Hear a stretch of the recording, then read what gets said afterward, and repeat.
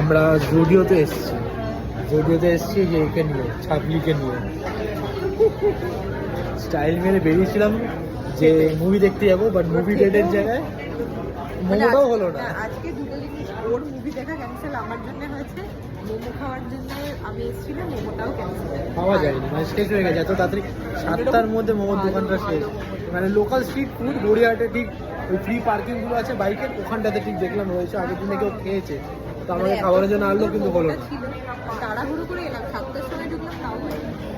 এখন আরেকটা কথা যেটার জন্য ভিডিওটা অন করলাম, এই যে ম্যাডাম, মানে কি বলবো, জাস্ট একটা জুতো পছন্দ করেছিলাম, পছন্দ না ঠিক এমনি ইউজ করছিলাম, যে মানে পরে দেখছিলাম যে কেমন কি লাগে, বললাম ভালো লাগছে, ও মনে হয় দেখেছে, মানে বেশ ভালোই লাগছিল, সেই কারণে এই যে ম্যাডাম অর্ডার করে এখন নেবো না, কালকে পাসপোর্ট বানাতে যে দোকান ভাবলাম ওকে একটু সারপ্রাইজ দিয়ে দিই। ও ওখানে ট্রায়াল রুমে ঢুকেছে আর আমি এখান থেকে কিরে তুই কিনেছিস কেন?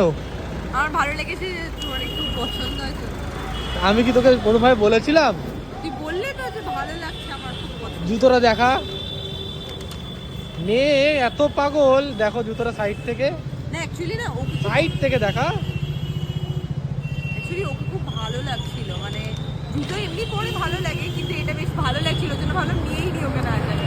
মানে এত পাগল, টাকাটা কি করে করতে করতে সেটাই না, আমাকে চশমা দেবে। চশমা দেবে মানে একটার সাথে একটা ফ্রি, আর তুই একটা দিবি আমি আরেকটা দেবো, তো ফ্রি। আগের দিন কি করেছে, চশমা কিনতে গিয়ে নিজে কিনেছে, বলছে পছন্দ হয়েছে 200 টাকা দিয়ে যাই, পরে 500 টাকা তুই দিয়ে যাবি, মানে কোনো কথাই নেই, মানে জিজ্ঞেস করার ব্যাপারও নেই।